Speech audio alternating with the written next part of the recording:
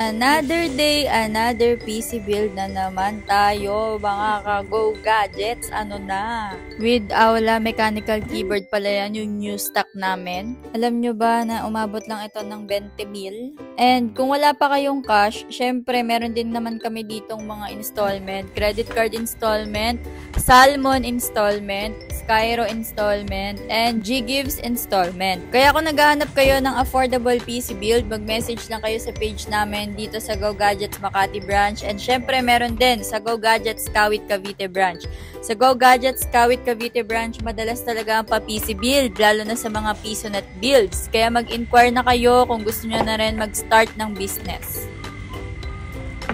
At since hindi pa nga malalagyan ng Wi-Fi connection yung PC, kailangan natin ng Ethernet cable or Wi-Fi receiver. Kaya naman nag-avail si Sir ng Wi-Fi dongle para makareceive ng Wi-Fi signal. Go Gadgets number 1. Thank you po.